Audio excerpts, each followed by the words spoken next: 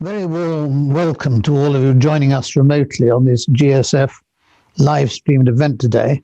And of course, a special warm welcome to our guest, Sir Peter Westmacott, who I'm delighted to see today. Just to say, in case there are any connectivity issues, we've had a few this morning, we will be recording the event and we'll make it available online for you as soon as possible. I hope that we will not need to do that, but it'll be there if necessary. Details of how to access it via our YouTube channel will be emailed to you and also posted on our website, www.globalstrategyforum.org. I also wanted to say that you'll be aware that today's event is a view-only one, and as a result, it's not quite as interactive as I had hoped it would be. This is, in fact, our first fully remote live-streamed event. We've held live-streamed events before, where we've had the speakers in person and the audience has been remote. Once we got a little more experience under our belts, as you can see from this morning, we need that experience. We hope that in future online events we can include you, the viewer, and the audience more, not least by having live questions. But please do bear with us while we're going through this rather steep learning curve for some of us who are getting used to this new technology. We'll be tweeting the event on GSF's Twitter account using the hashtag GSFE Events Day. So please do join on Twitter too. Turning to our speaker, I'm delighted to be hosting Sir Peter Westmacott for a very special event. Peter's here to talk about his new book, which you can see in the background behind him. And you can, if you look closely, you can see in the background behind me too. It's called, they call it Diplomacy, 40 Years of Representing Britain Abroad. Peter, of course, as many of you know, served with great distinction as the British ambassador in the United States from 2012 to 2016, capping a truly outstanding career in the diplomatic service. He started his career in pre-revolutionary Iran, and that wasn't yesterday. He spent time in the European Commission in Brussels. He had a spell working with the royal family, and as well as the United States, his ambassadorial posts included France and Turkey. So he's really seen and done it all. It was during one of his earlier postings in Washington, Peter, that I first met you many years ago when I was on a visit to talk about Northern Ireland. So without further ado, Peter, I'm going to ask you first of all to talk about your book, what it's about, what difference diplomats make, why we need them, and why you wrote the book. One of the things you say in the book, and I quote, is that after almost 44 years doing my best to defend party lines, I am free within reason to say what I think. So hopefully we may get the benefit of that this morning. I, for one, am very much looking forward to hearing what you think about what's happening today. I'm going to start off by having I hope, a reasonably brief conversation with you by setting one or two general questions. And then at an appropriate moment, I'll start feeding in the questions that I hope that our audience will be sending in. You've seen great changes through the span of your career, from the Cold War to 9/11, to Brexit, to Trumpism and the rise of populism, and of course, the digital revolution and all the incredible changes it has wrought in our world. Looking ahead, what are the most pressing changes that we face? What are the big strategic decisions and questions, and the challenges that you see us having to address in the immediate and medium-term future? Would you like to start by? Thank you so much for setting this up, and thank you to everybody who's bravely come online. I hope you can see and hear us. This is a great privilege, and it reminds me that Michael and I do go back a very long time to those days back in Washington, first time around, and it's been such fun working with you in lots of different ways ever since then. Let me just say two sentences about your first question, if you like, why have I written this book and so on, and then perhaps address those big challenge questions that you have raised. I mean, there's not a huge amount to say beyond what I said more or less on page one, which is that a lot of people said to me, people need to know, would like to know, what is diplomacy, what's a diplomat, to some extent for the Brits, how do you get into the Foreign Office, and what sort of person thrives, what are the skills that you need? And so I thought I would try and answer some of those questions without doing a detailed kiss and tell, without going into all sorts of accounts of some fairly private conversations which I didn't think needed to be shared with a greater public, but also to give an idea of what I thought diplomacy was about abroad. I was always one of those people who wasn't particularly keen on being a Whitehall warrior, fighting for budgets and turf wars, if you like, in Whitehall with other departments. I joined the Foreign Office because I was curious about other parts of the world, and I liked the idea of learning about foreign cultures and foreign languages and trying to represent my country abroad. And so I spent much of my time overseas, even though there were some quite long spells in the middle. And I didn't live in very many countries. I visited more than 100, but I actually spent time abroad serving in a very small number, but a lot of time. I was twice in Turkey, twice in France, twice in the United States, and I would have been twice, I think, in Iran, had we not had political events which made that more difficult. But I've remained very interested in that part of the world, as the book brings out. And so I decided in the end that I would try and string some thoughts together with a bit of a comment on where the United Kingdom finds itself in a post-Brexit world, and trying to address one or two of the questions which I think are thrown up by the decision of the referendum in 2016 to take us out of the EU. So that's the kind of background, if you'll bear with me. And then I think, Michael, on what are the great challenges and so on that are out there. I mean, very briefly, not to go on for too long, I do think for the United Kingdom, the obvious large challenge is what are we going to do to ensure that we remain a serious global player outside the European Union, bearing in mind that for a lot of people, including Washington, the fact that the United Kingdom was a serious player at the heart of the European Union and influential in a lot of European policymaking was part of our clout, part of our credibility with other countries. And outside the European Union, I think it's different. I think there's an economic cost, if I can put it like that, to leaving the EU and the single market and the customs union. But I think there's also an issue about soft power, about reputation, about global clout. I still don't really know what global Britain means, but I am encouraged that in the time that has passed now since we had the Christmas Eve agreement and the settlement was finally reached with the European Union, although there's obviously a lot of stuff that's messy on the economic side, the UK does seem to be addressing, once again, foreign policy, international questions with allies, not on its own, in a way that we haven't really been able to do for the last 4.5 years because we have been so wrapped around the axle of Brexit and trying to work out what that means for the future and trying to determine what the future of our relationship is with Brussels and other member states. So I think that's the biggest single thing. And then beyond that, what are the big issues we've got to work with combined with our allies? I would say that it is the rise of China. It is how to deal with Russia in a very different way now that Donald Trump is no longer in the White House. And some of the big global issues like climate change, like cyber warfare, and the continuing threat of terrorism from non-state actors. I'll stop there for now. What would you say was the major big list? What would you say was the major challenge at the moment? I think from the United Kingdom's point of view, the immediate challenge is where does Brexit leave us in terms of our ability to work with allies on the big issues that are out there. We decided not to have a structured relationship with the European Union on foreign and security policy questions. We didn't want to negotiate that. We were busy doing the trade and the economic side of things, which we did in an incomplete way. In my view, we didn't address services. That's still being discussed.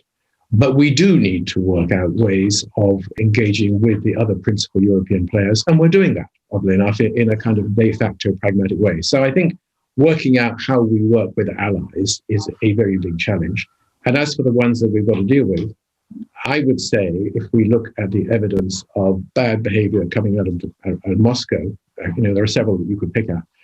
I think the continuing pattern of murdering people abroad who they don't like, aggressive cyber warfare, undermining of values, truth, democracy. This is a very big challenge, which I think the United Kingdom is pretty well placed to engage with other allies and like-minded countries in dealing with. And then, of course, there is still that huge question, a little bit less, if you like, sexy, but in many ways, every bit as important, which is China. How do we deal with China? It didn't really work, in my view, for the United States to take a unilateralist approach to dealing with the rise of China.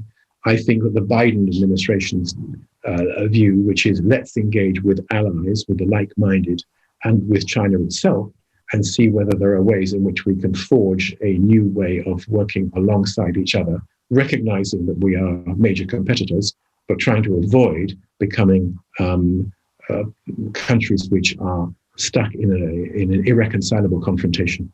And to sort of broaden out of that response, we've had sort of seismic events in the past, whether it's been wars sometimes or major crises, economic crises, and there's been a general view that as we come out of them, we find the world has changed. And I wonder whether you feel, given what's happened over the last year and a half with COVID, whether we're going to find that things are different to what they were before, and we're going to have to approach them in a different way. I'm one of those people who thinks that the whole drama of COVID, the way in which it has upended the way in which human beings relate to each other, talk to each other, work, travel or don't travel, I think it has accelerated a number of things that were happening already. Some of it is, of course, totally new, uncharted territory.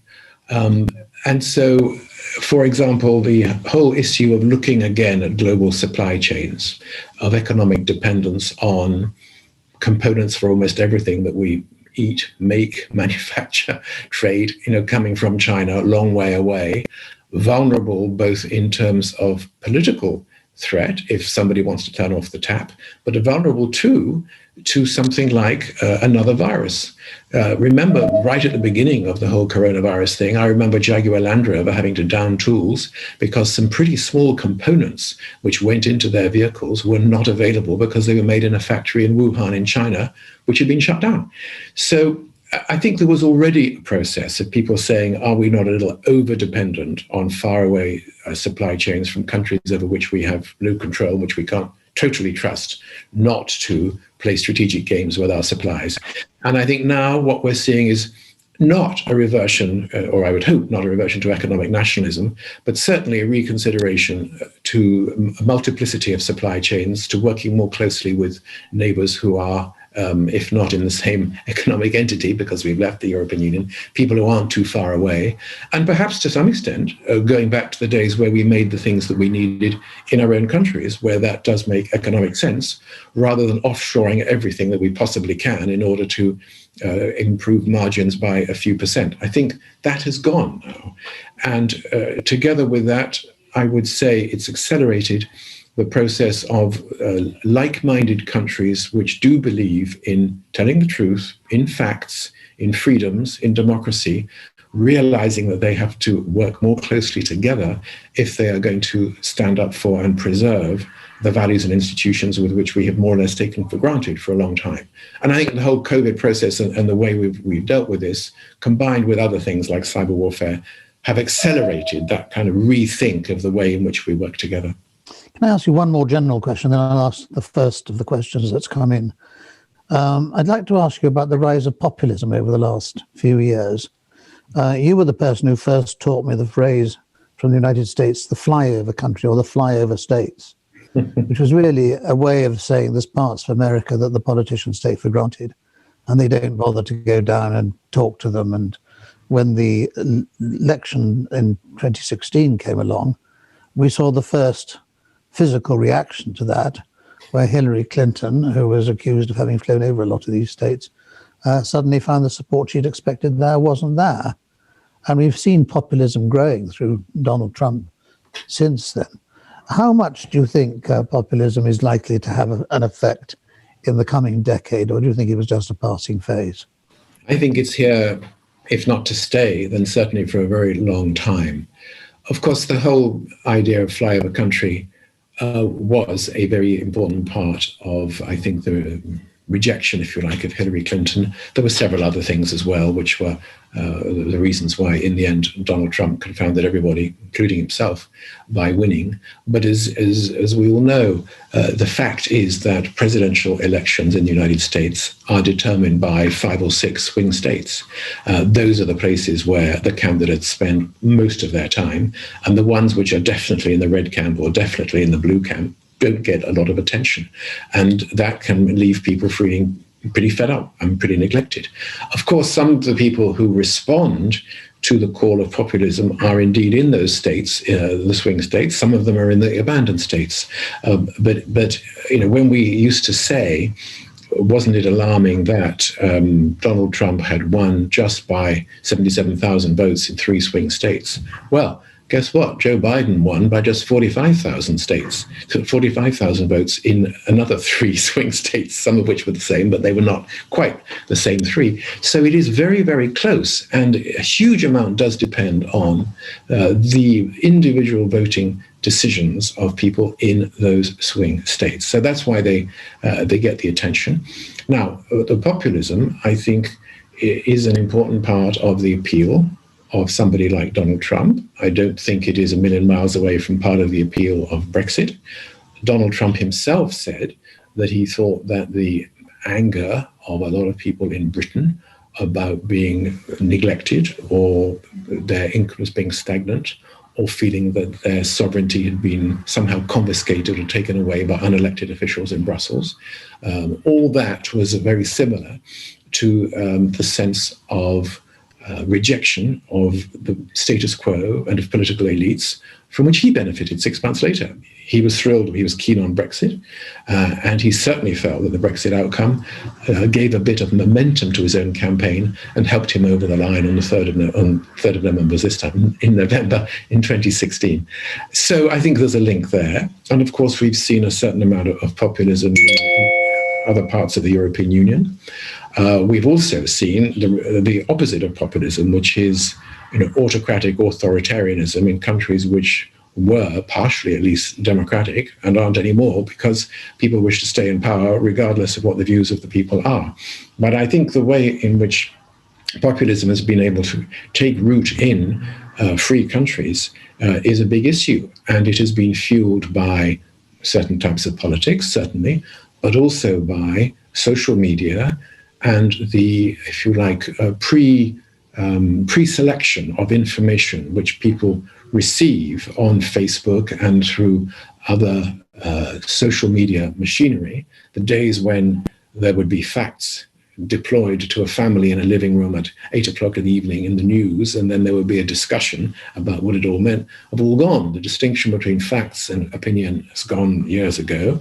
But unfortunately, the principal importance of reality and truth compared to opinion, of facts compared to fiction, a lot of that went out the window. Donald Trump on record with the Washington Post of having told more than 20,000 lies during the time that he was in the White House. And it's gone down a storm with people in, let's say, Moscow, who are very keen to see the Western concept of facts as opposed to fiction and objective reality overturned so that anything becomes possible and that they can argue that whatever they wish to be true is indeed true without anyone pushing back too hard. This, I think, is going to be with us for a while. And technology has, in a way, overtaken the institutional arrangements that we have as human beings to look after information. And I think now the debate that we're having with internet service companies about their responsibility for the information which they are disseminating is, in a sense, society catching up with technology. It's going to take quite a long time. It's hugely complex. It's linked with taxation and freedoms and independence of thought and non-interference with people's right to express their opinions. A whole lot of things that are very complex out there. But it's going to take quite a long time to get this right. That's very interesting. I think, we may come back to that in other respects. I'm going to ask the first question that's come in. I have to warn you, it's fairly long, and I would say to those who are sending questions in, keep them as short as possible, because we can get more questions in that way. But this one comes from Ian Priest. He says, in a recent presentation to alumni of Pembroke College, Cambridge, former PUS Lord MacDonald focused on the global priorities for British diplomacy, such as climate change, demographics, and food supply, i.e. planetary ones rather than the military, economic, and political issues of the past. In view of the consistent downward budgetary pressures on the FCO in recent decades, how confident is Sir Peter that Britain any longer has sufficient weight above which to punch in pursuit of its aspirations for a global Britain? And what should we be doing to restore bilateral relationships atrophied and a service hobbled by years of budget cuts? Well, that is the question. It is indeed a long question with a whole lot of different angles to it. Let me try and address some of that. I do think that it is the case a lot of our diplomatic priority in the future is going to be these global planetary concerns, climate and so on, food supply, supply chain resilience, which I was talking about before. There are a lot of things that are going on there. And of course, this year gives the United Kingdom a big opportunity to be a serious player in these areas. First of all, we're in the chair of the G7, which gives an opportunity for the Prime Minister and with President Biden to develop their own thoughts about strengthening democracy. There's this talk of moving from G7 to D10, which is not quite as straightforward and easy as it might seem, but is one of these global issues which should be of concern to all those who are worried about the future of democracy and the impact of populism. And then, of course, we're going to be in the chair for COP26 in Glasgow in November, where the United Kingdom will be in the chair for the next major climate change gathering, which has got to take some absolutely critical decisions about the future of the planet. So I think, in that sense, Simon MacDonald is right. But equally, I would say that having been off the pitch for the last few years while we worked out the future of our relationship with the European Union, and frankly didn't do much in the way of foreign policy at all, other than get a little closer than I would have wished to what we thought Donald Trump wanted us to do and to say. I think that the UK, with a diplomatic network that is worldwide, and actually more embassies now than we had 5 years or so ago, with a lot of relationships that are deeply rooted in history, some of which are very complicated with heavy baggage, some of which are not, some of which are, in fact, long-standing relationships where people have been saddened by the fact that the UK has been not a significant diplomatic player in recent years. So I think we can, and I'd like to see us getting back into the business of diplomacy. I worry that outside the European Union, even though we're still a permanent member of the Security Council, even though we're still serious players in NATO, even though we play our part in lots of other international organizations, that we might have a bit less clout, and that people like the United States might think the UK matters a bit less than, say, France and Germany, but given that they are at the heart of the European Union. But that just means we're going to have to paddle harder, below the water in some cases, if we want to make that impact.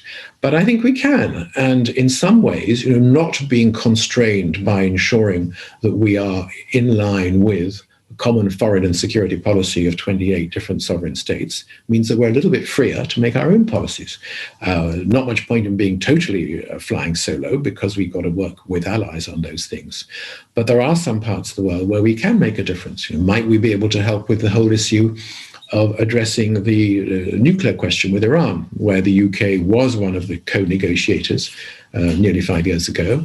We're not in the EU anymore, but we can and should be part of the P5+1, which negotiated that. Might we be able to do something around Yemen, where we have long historic responsibilities? Then there's a question of Cyprus, where for a long time, although we have got legal responsibility as a guarantor power, our ability to play a political, diplomatic role was to some extent hamstrung by the obligation to member state solidarity. One member state is Cyprus, which is essentially Greek Cyprus, rather than the divided island, which is still unresolved. Might we be more of a free agent to have another go at that? Lord Hannay did a fantastic job as the British Special Representative, even though we were still in the EU, but we were still, to some extent, constrained by the disciplines that apply to being part of a club of 28. Well, not anymore. That may open some doors. Do we have the resources? The other part of the question. Well, I know that budgets are being reduced in certain areas. There is a huge debt overhang, which the government is going to have to address. Mercifully, interest rates are very low. And so, long-term solutions to dealing with the cost of stimulus packages and dealing with coronavirus are out there as alternatives to just years of more austerity.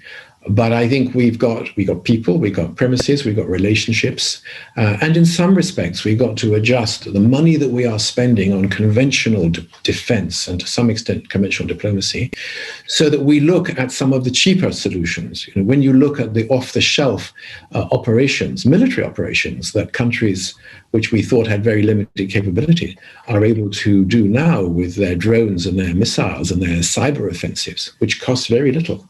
There are some big questions we have to ask about how many aircraft carriers and frigates and tanks we really need in order to look after our foreign and security policy interests in this changing world. So big questions. The integrated review, which we've been waiting for some months, I hope is going to answer some of them.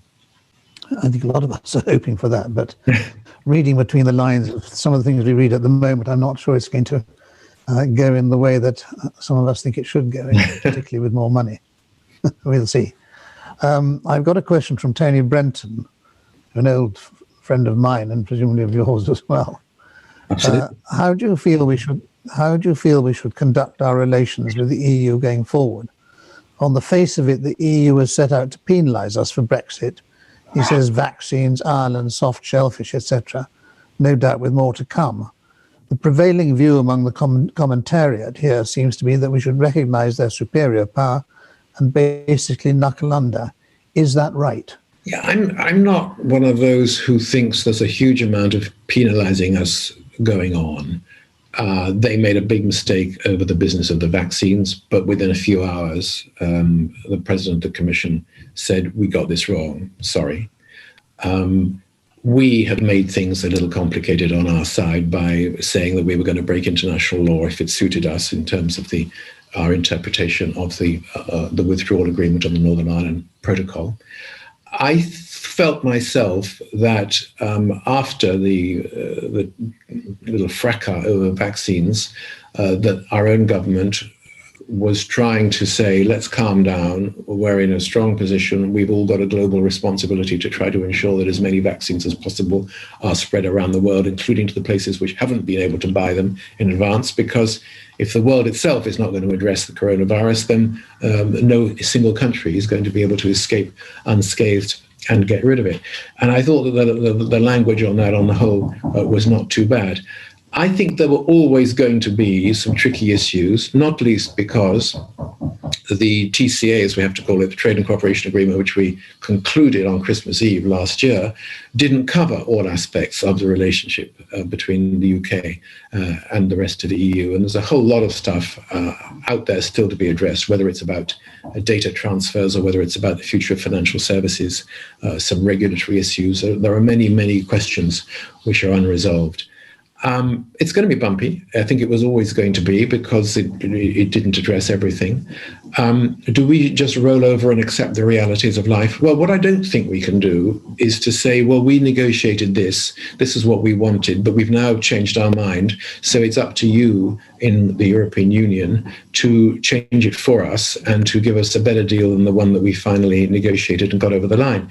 And bearing in mind that Theresa May 3 times tried to get through a deal in Parliament, which she would say, and many others like-minded would say, was actually better in terms of a number of issues, including Northern Ireland, than the one which the present Prime Minister got through Parliament. Now, that's an issue that's for the Brits to sort out amongst themselves. It's not really reasonable for us to say to the European side, sorry, we've changed our mind, can we have a different and a better deal? So we're going to have a bit of humility about this. We all have an interest in ensuring that the Good Friday Agreement in Northern Ireland remains intact. But I think it's not really about who is sovereign and who is not, who's going to roll over and who's going to win.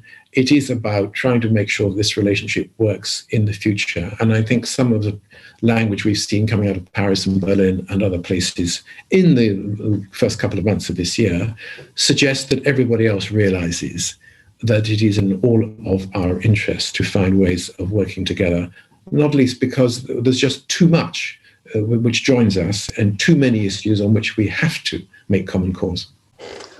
I've got an interesting little question here from someone who says you've been in diplomacy for a long time. Do you think the skills that are required today are very different to those that were required when you started, and in what respect? Well, I wish I'd learned to type on day one, or even before I joined the Foreign Office. It might have made writing a book easier. And a lot of the other activity we get involved with in government, in foreign service, you're much more self-sufficient now than you were when I started. So there are one or two things like that.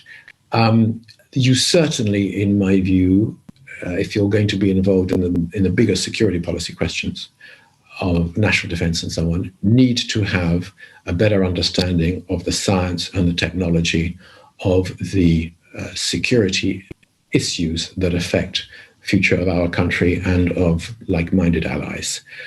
We have to move on from conventional battle tank and aircraft carrier thinking. All those pieces of equipment have got their role.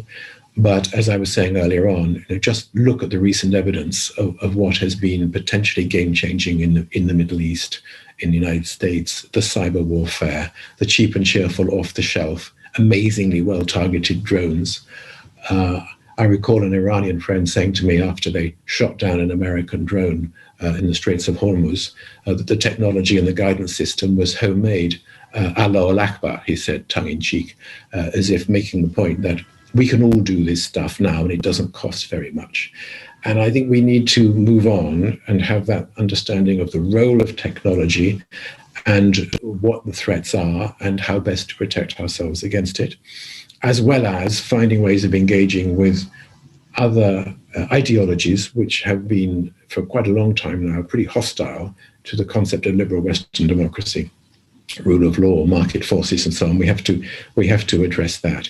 But on the bigger picture of skills, I was talking to somebody just yesterday about this. I do think that in terms of promoting cooperation, defending national interests, negotiating business deals, finding ways of reducing differences on big multilateral issues that affect us all, the skill sets that you need in diplomacy and in politics have not really changed. It is still about relationships. It is still about understanding where the other person is coming from.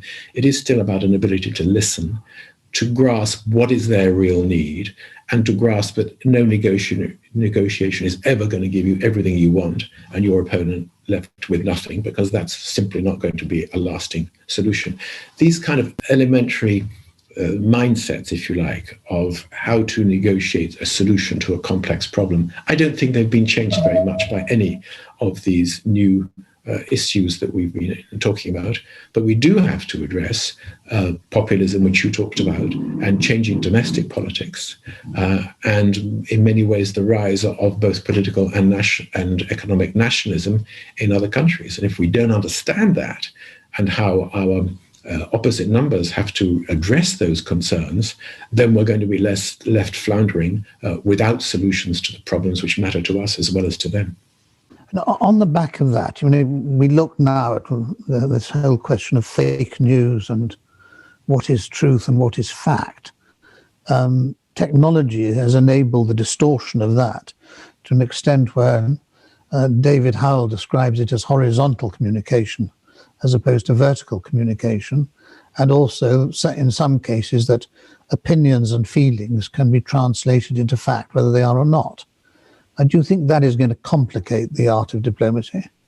I think in some ways. I'm not wholly sure what David Howell means by that, but if it is that information is spread very widely rather than just up the chain of political authority, then yes, because opinion, everybody has an opinion now on everything that happens. And the algorithms which determine the information that we receive and how we receive it and when we receive it, and which feeds the prejudices and the biases that the artificial intelligence and mechanisms have already identified, is simply going to make people even more convinced of the rightness of their views and even more convinced that people who think otherwise are complete imbeciles.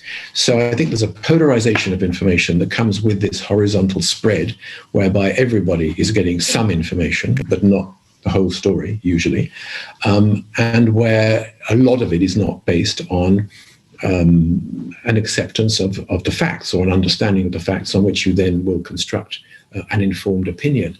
So I think this does make life much more difficult. When we're talking to other governments, every single one is going to say, well, you may be right there, but look what my electors think. I can remember talking to a very senior senator in the United States who I was trying to persuade not to kill the nuclear deal that we negotiated with Iran, the JCPOA, back in 2015. And my friend said, well, I get your point and your answers to my questions make a lot of sense. But you have to understand that President Obama is polling at 8% in my state. So, what do you expect me to do? This is a flagship piece of diplomacy for the President of the United States. And these are the people who don't support him. So, in other words, domestic politics and the spread of information definitely affect our ability to conduct diplomacy and achieve the sort of conclusions that we think are in the national interest. I have another question from General Sir Richard Barrons. The NATO Secretary General released a report in November 20 that, amongst the other things, describes how NATO has to evolve to play a part in establishing a future heavily influenced by China. How do you think China will feel about that? And how might others in the region, like Japan, Taiwan, and South Korea, feel about NATO stretching to their parish? Well, Richard Barrons is a great expert on this stuff, and I've listened to him and read his comments on this over the years with a great deal of admiration. And I hesitate to stray into territory of which I really do not regard myself as an expert. But I would offer a couple of comments. One is that I think that our allies on the Pacific Rim, who have been very much reliant upon security guarantees from the West, particularly from the United States, but it's also important that the United Kingdom asserts freedom of navigation, for example, in parts of the South China Sea where China says it's theirs and international law says, no, it's not. We all have a role in showing those countries that we remain capable in terms of conventional defense and an ability to stand by the rule of law and the rules-based, if you like, international order to which we have all subscribed at the United Nations. I think if we're simply not there, then the risk is that China will say, fine, the West has given up, we have won, we'll help ourselves to whatever it is that we would like. I'm not suggesting for 1 minute that we fall into what the historians call the Thucydides trap. In other words, that there is an inevitable war between one declining superpower and one rising superpower. I don't think it's inevitable. I think it can be managed. But I do think it's important that the rest of us show that we're not going to be pushed over and that we find ways of engaging with a very assertive China, which has not accompanied economic progress with political reform in a way that many of us would have hoped. And so that we are both still there to be reckoned with, but also, I would hope, a partner to be engaged with, given that China is about, put rather simplistically, control rather than destruction, and has got a very major stake in the success of the Western economic model. Trillions of dollars of US debt. They don't really want to see that go down the plug hole if there was total collapse of Western institutions and the Western economy. And their own prosperity depends very much on their extraordinary level of integration with the prosperity of the rest of the world. That seems to me to give us the potential of finding ways of engaging with China and finding a different sort of a partnership. But it does not mean that we should be lowering our guard so that they think that the game is over and we've simply lost the will to live or to stand up for the values and the freedoms that we care about. Can I ask you a specific question coming from your book? I got the feeling reading your book that of all the countries you've been in, one of the closest to your heart is Turkey. Whether that's correct and just in terms of the number of words written about it. But I also, in conversations I've had with you in the past, I get the feeling that Turkey is somewhere which you have a very close relationship with. Can I ask you, where do you think Turkey is going at the moment? It's still obviously a member of NATO. It's a key NATO ally, but it's buying arms from the Russians. Erdogan's now been there 20 years. It's his reign seems to be becoming increasingly totalitarian. How do you see the future for Turkey? Well, you're right, Michael. It is a country I'm very attached to. I lived there for 8 years of my career. I was there twice. And I first felt that I wanted to spend some time there when I drove through Turkey going back to Iran in the mid-1970s during what was called my mid-tour leave when I was a young diplomat in the Chancellery in Tehran. So yes, I think it's a country, as is Iran, with an extraordinarily interesting history, and that kind of floats my boat. Those countries which go back thousands of years with traces and layers of different civilizations with which we have engaged over many centuries in different ways. And the history of it, the culture, the roots of those different civilizations has always fascinated me. And I felt also when I went to Turkey at a time when it was not having a great time politically, and there'd been a series of military coups undermining its democracy, although each time the military had returned the country to democracy pretty quickly afterwards, while remaining a serious player, that there was a lot of potential for Turkey under new management to start strengthening its links to the West, becoming a more successful country in its own right, lots of human capital, technologically competent, if not top-notch, strategically unbelievably important if you look at the neighborhood and all the other countries with which it shares borders. Certain UK special responsibilities, whether it's about NATO, whether it's because we're a guarantor power of Cyprus, or whether it's about the history of the relationship we've had with the Ottoman Empire. For all those reasons, Turkey was, I thought, well worth going to. And it was right, in my judgment, for the UK government to be strong supporters of Turkey seeking to meet the criteria for membership of the European Union. And we would have supported them joining had we got to that point. We never quite did, partly for reasons of Cyprus, partly for reasons of lack of enthusiasm elsewhere in the European Union, partly for reasons of slowing of political change and reform, I think, inside Turkey. Where is it headed now? Well, I think Turkey's had not a good few years, to be honest. Many of the reforms which I was delighted to witness in the early years of my tenure in Ankara have been reversed. We haven't got the same progress in terms of eradication of torture and establishment and implementation of full rule of law and freedom of expression that we did have, that Turkey did have. And I think that is a source of great regret. There were some very enlightened policies which Prime Minister Erdogan at the time was pursuing on the Kurdish question in the early years. And that, for lots of different reasons, some related to what's been going on in Syria, unfortunately, have gone backwards. On the other hand, I've noticed that since President Biden won the elections in the United States, that there is talk of restoring the reform program coming from the president himself, President Erdogan, and they have changed the economic management, which was clearly in need of change. They'd made some bad mistakes and the currency was going down and the banks were weak. Foreign investment was more or less zero. Some of it just bad luck because COVID meant that there was almost 90% loss of foreign exchange revenues from tourism. But now there is the possibility of some change.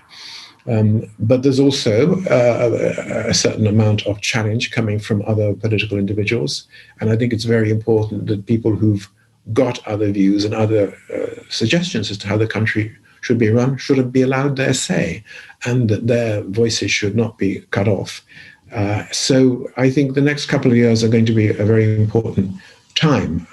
My own personal view has always been that the longer an individual stays in power in any country, the more difficult it is for them to remain at the top of their game. And I've often remembered that the two longest serving British prime ministers of recent time, who never lost an election, were both thrown out after 10 years by their own political parties. And I sometimes wonder whether there isn't a kind of natural corrective mechanism in that piece of modern British political history. I've got another question from Henry Hogger. One question I get asked quite often is, do we need diplomats on the spot in an age of instant communication where leaders can simply speak to each other on Zoom, etc.? I imagine you cover this in your book, he says, but do you have any wise words to help us ex-diplomats deal with that? I think the answer is yes. You do need somebody on the spot. Of course, I would say that, wouldn't I? But you can have the phone calls and the Zoom calls between heads of government, which can be set up at pretty short notice. But what you don't get from that is the background to where is this head of government coming from, what's their priority, what are they annoyed about, are they happy about this, what do they need to get out of this particular conversation or this particular relationship. So you can give background information, and I think you can also give tactical advice as to how to handle, particularly if it's a difficult conversation.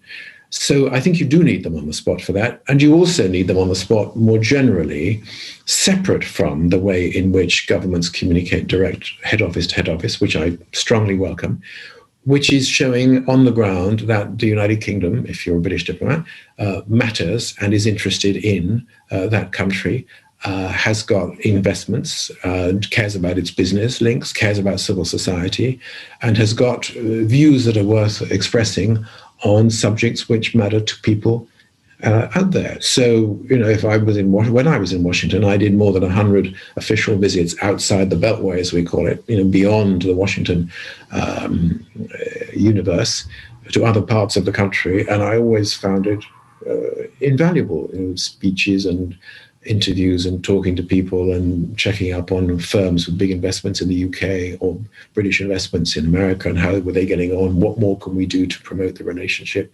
seeing what was happening in terms of defense interoperability, going to test sites for the equipment that we were jointly manufacturing, things like that. So that has to be done, I think, by somebody on the ground. So the answer to Henry, I think, is yes, you still do need people there. Do you need as many as we have had traditionally? You might not, because we've got very good technology. We need probably less support staff. A lot of the back office stuff can be centralized because of the benefits of technology in a single global point. And it maybe you can do with fewer people. And then we have the endless debate about whether the very large and grand and magnificent houses that British ambassadors around the world have been able to live in, do we still need them? I would say in some places, yes. But isn't it tragic that, for example, the British ambassador to Turkey at the moment hasn't been able to do a representational event in that lovely house, Michael, where you came to stay with me in Ankara for a year? So if you've got the tools of the trade and you're not able to use it, it's a real shame. And it's very tough for many of my former colleagues doing the job in the current circumstances. But I still do believe that we do need the people on the ground. Another question come in from Noel Hadjimichael. Will the United Kingdom be a natural addition to the so-called Quad of the US, Australia, India and Japan in the Indo-Pacific region? If so, will it make relations with Europe more complex? The word Quad has been around for a while with lots of different meanings. For many years, we weren't supposed to talk about it, and it was Britain and France and Germany and the United States having a quiet, if you like, foreign policy means of talking to each other without upsetting other people. There is the Quad that you're talking about there of an Asiatic and Pacific nature. There's also, of course, the continuing intelligence relationship of the Five Eyes. There are many different ways in which I think the United Kingdom has still got the opportunity to play a significant role as not necessarily global power, but shall we say as a significant diplomatic influence engaging with like-minded countries. I don't think we should close off any of those avenues. I think there's several possibilities. I think that in a de facto, if not in a de jure way, because we've excluded it formally, that even just the E3, Paris, Berlin, London axis will remain alive and kicking. And I think in whatever way works, we should continue to look at that. Other little groupings have been put together. There was the Normandy group of 4 countries which were trying to sort out the future of Ukraine. We weren't part of that, nor was the United States, but it wasn't a bad idea to get a few countries which wanted to try to make a difference working together. Something similar but less effective has happened over the tragedy of Syria. I think it's horses for courses. I think we should engage with other countries where it makes sense to do so, where the agenda is relevant to the membership of that group, and where we've got something to offer. I would like to think the United Kingdom should certainly seek to take part. One question, which I suppose is fairly sort of relevant to what's happening in the next few months. The UK is hosting the G7 in Cornwall in June. if you were Boris Johnson able to meet face-to-face in a room for a one-to-one with G7 leaders, Joe Biden, Emmanuel Macron, for the sake of argument, or if you were advising him, what would be on the top of your priority list? I think the first thing he needs to do is to establish the personal relationships, which is, of course, a great personal strength, I think, of this Prime Minister, with the other members of the G7, given that people haven't seen each other for a long time, and that quite a lot of other members of the G7 were far from convinced that the present Prime Minister's support for Brexit was a good idea, either for the G7 or for the United Kingdom or for the European Union or for their own national interests. So I think there's work to be done, not to say going over the old ground of Brexit again, that's done and dusted, but to say here's where we are and here's what the United Kingdom has still got to offer the global community. And I think part of that is about relationship building. And then I would have thought that the big issues which are out there and which have been brought to our attention even more than they were beforehand by the COVID crisis, it must be on the agenda there. How are we going to manage the relationship with China? Because if we don't come up with a sensible strategy, this is going to end in tears, because China will simply continue to push and to assert and to exploit signs of weakness and disunity. I think there's also, I would say, we've got to have another look at the Russia relationship. I think that the last few years of the Trump presidency have been a bit of a free pass for Vladimir Putin to do some pretty bad things without paying much of a price, even though, let's be honest about this, the United States did expel a lot of Russian spies when other countries were pushing people out after the attempted assassinations in Salisbury in the United Kingdom and some other aspects of bad behavior. But what is one going to do about Russia? There's the endless debate in the European Union about the Nord Stream 2 gas pipeline. Is that the right thing to go ahead with? Does it create too much dependence on Russia or what? We had this debate in many ways years ago when I remember Ronald Reagan and Margaret Thatcher were squabbling about whether we should be having a Siberian pipeline bringing gas from Siberia to Western Europe and whether British firms should be providing the turbines to power that pipeline. So it's an old debate, but I think it's got to be revisited in the light of what Russia is now up to. So I would say that the China, the Russia, the relationships, and climate change, I would probably say, is principally for later in the year, because there's going to be a huge amount going on in terms of the preparations for Glasgow and COP26 in parallel to what we're trying to do at the G7. We're coming towards the end of our time now. Can we go back to America, which I think is in everybody's minds at the moment? First of all, the Republican Party. What happened to the Republican Party? Did you see this inward collapse coming? Was it something which you could have foretold from what had gone before? I saw a lot of polarization from the days when I think Newt Gingrich became the Speaker in 94, when he really didn't want to have anything more to do with the smoke-filled rooms, and it was pretty much scorched earth. We're not going to come to terms with the Democrats and with the Clinton agenda, although, oddly enough, they then did on a number of issues. But the culture began to shift then. So there was that polarization. But what you're talking about is something separate, which is splits within one of the political parties, the Republican one. I didn't see that coming. And certainly at the beginning of 2016, which was when Donald Trump was elected, there was a pretty strong sense amongst Republicans that I talked to that he would not be the candidate. They obviously hoped that they would win the presidential election, but they were expecting somebody else. And then what happened was the whole bandwagon, the momentum, the extraordinary way in which Trump was able to get endless publicity, usually at no cost for himself. It wasn't about buying advertisements in the traditional way. It was about dialing into primetime television and radio shows and talking directly to the electors. It was a whole new approach of retail politics from a shameless populist, and it worked really very well. So as a result of that, the Republican Party had to tuck in behind him. And he's a president who does not look kindly on Republicans who do not follow him. slavishly. He hates criticism. He's been very rude to Senate Majority Leader Mitch McConnell, who did an extraordinary job for Republicans in terms of getting their agenda through and their people onto the Supreme Court over the last few years. But because finally he said that Trump was responsible for incitement on the 6th of January, when the mob nearly took over the Capitol Hill, the Capitol building, then, of course, he lashed out against him. And not very many Republicans have been prepared to continue to make that stand. And what it's all about, very simply, is that they are fearful that the base will turn against them when it comes to the primaries for the next time that they are up for election. And there's not much evidence of brave Republicans saying, you know what, I don't wish to go along with the whole Trump agenda. I think that may change as time passes if it begins to look, as a result of court cases and other things, that neither Donald Trump nor other members of his family are going to be credible for 2024 and the next presidential elections.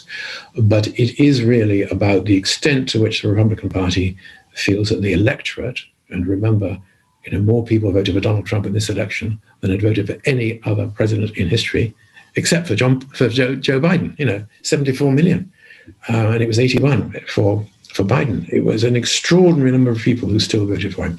So the question for the Republican Party is to work out whether they still feel they have to stick with Trump, or whether for the future of their party and their chances of winning back the Senate, House, White House in the next few years are better served by moving away from Trump and back towards a more traditional Republicanism. That debate is still being fought at the moment. I don't know which way it's going to come. I did not foresee it, but it is something which has been brought about, I would say, almost exclusively by the nature of the man who's occupied the White House and the kind of the last 4 years, and the kind of cult politics and populist politics in which he has specialized to extraordinary effect.